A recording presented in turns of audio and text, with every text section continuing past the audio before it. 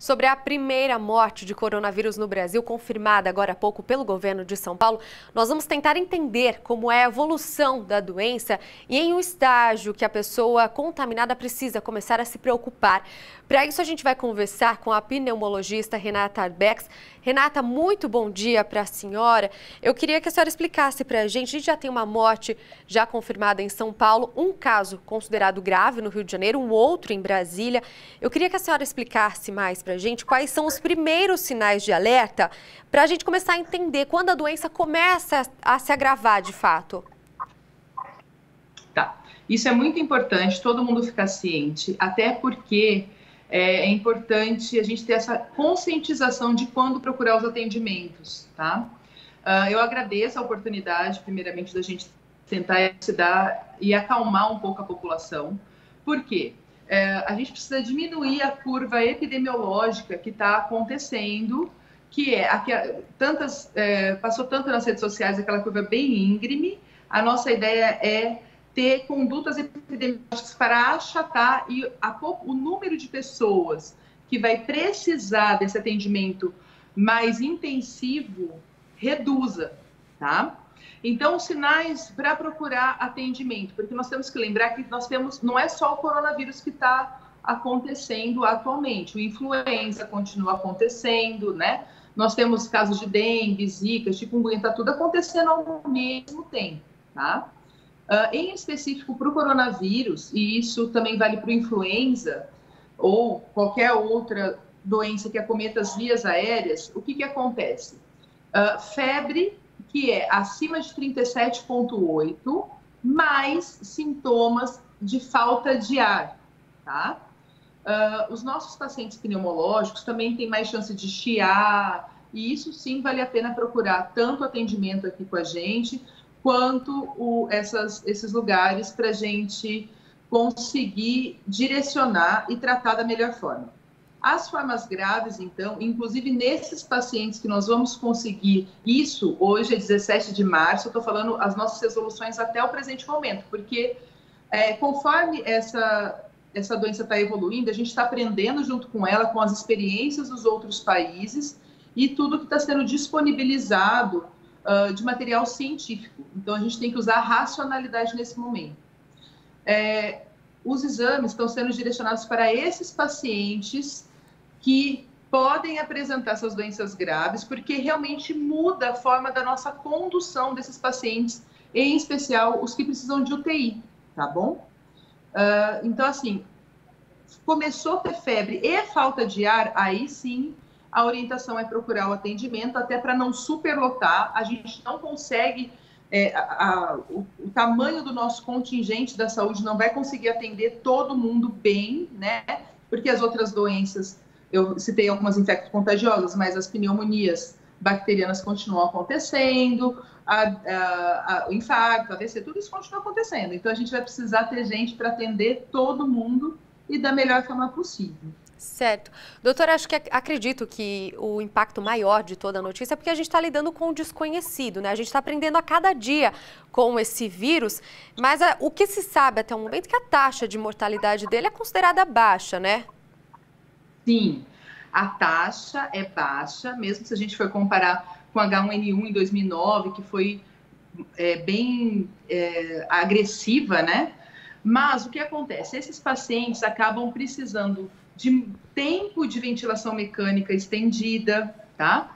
É isso que a gente está aprendendo com os países que já passaram por isso.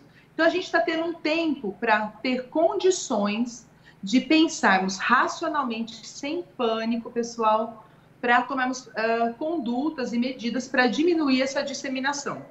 Por isso que a gente já está orientando, quem puder fazer home office, faça. Quem puder ficar em casa, faça. Eu já orientei os pacientes a que nós não vamos fazer, por exemplo, exame de sopro até segunda ordem. Eu não sei o quanto tempo nós vamos ter isso. A gente, como eu disse, é uma doença que a gente vai aprendendo com ela e a cada dia tem novidade, né?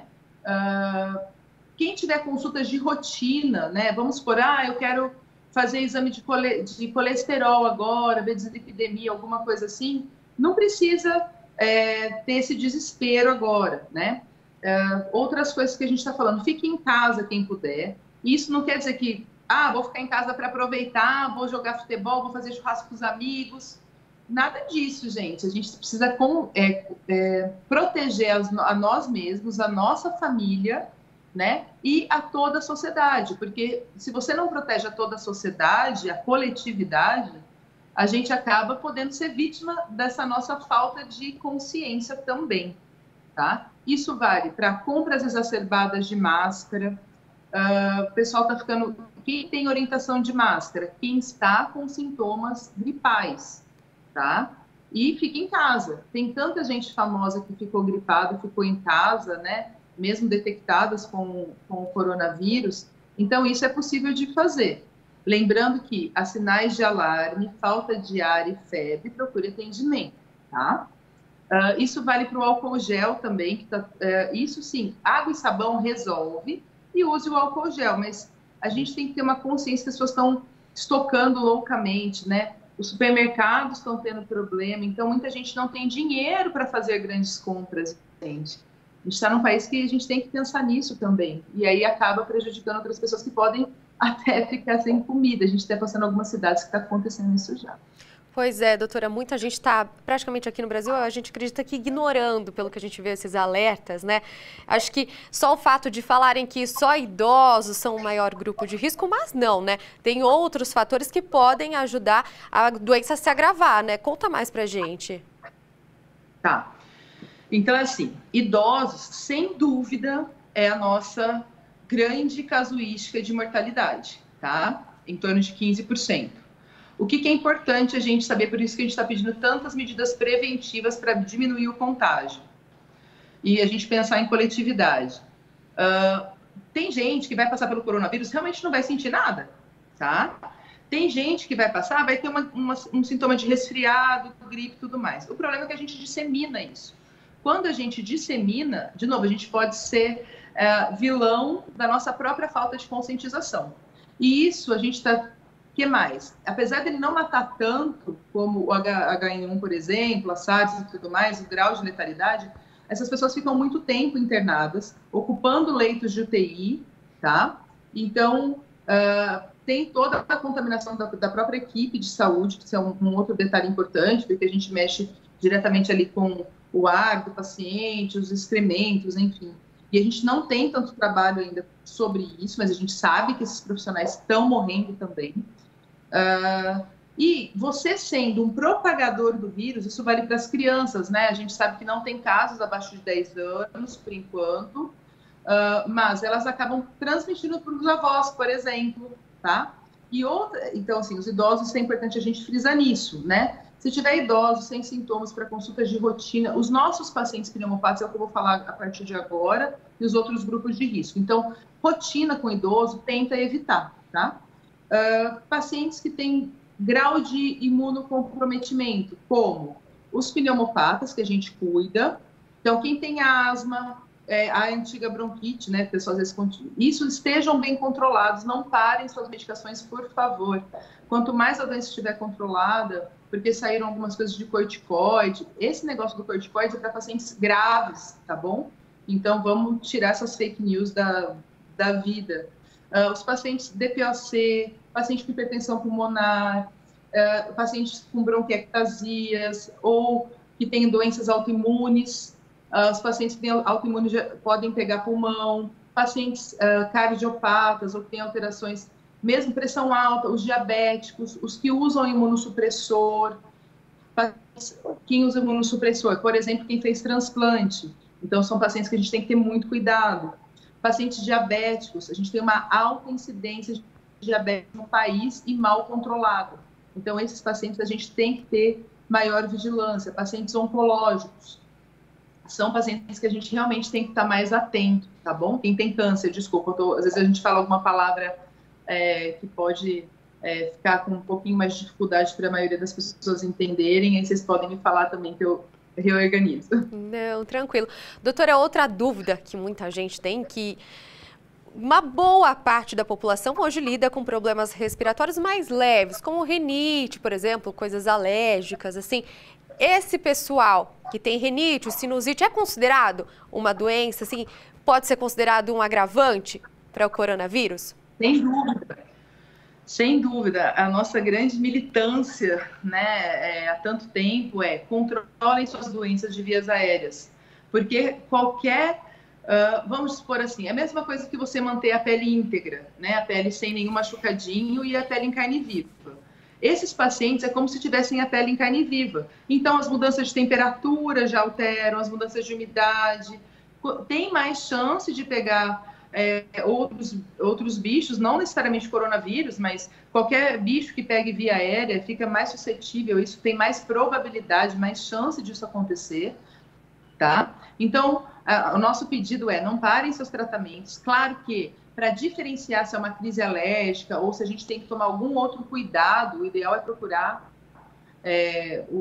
se você já sabidamente tem ciência que você tem rinite, ou sinusite de repetição, ou asma, ou DPAC, começou com esses sintomas, avise, né, a sua médica, o seu médico de segurança e realmente tentar procurar o atendimento em caso dessas faltas de ar, mas esses pacientes têm mais chance de ter exacerbação, mais falta de ar, do que outros pacientes que não têm essas doenças de vias aéreas.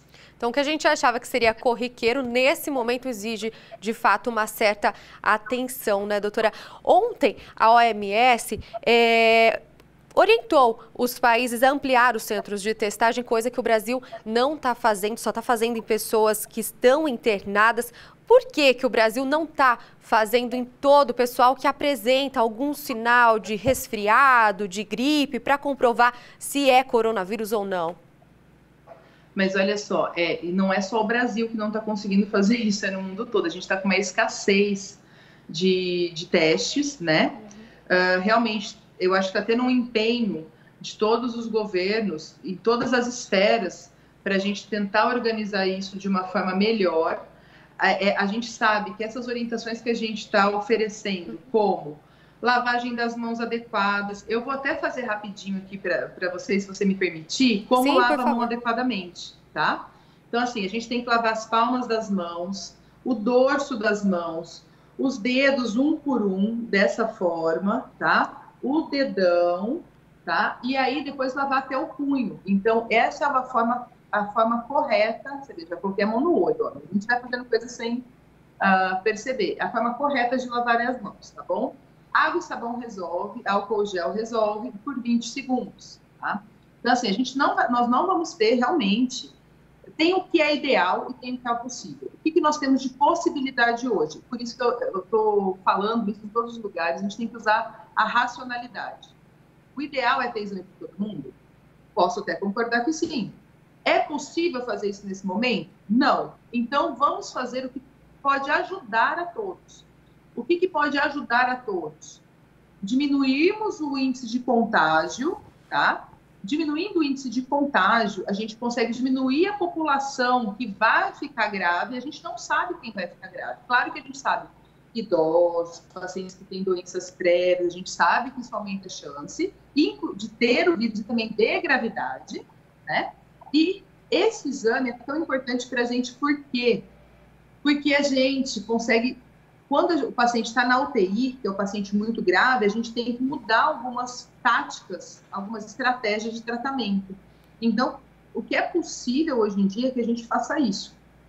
Claro que todos nós temos esperança de que isso melhore, né? Mas todos os governos, ontem em Araraquara nós tivemos uma reunião com o governo, com o pessoal público, privado, para a gente tentar achar a melhor estratégia para a cidade, que não tem casos até o momento confirmado, que fique bem claro, mas exatamente para a gente trabalhar racionalmente na parte da disseminação do vírus, né? Então, agora a gente não vai conseguir espernear, sapatear, jogar propilina, que não vai ter exame para todo mundo.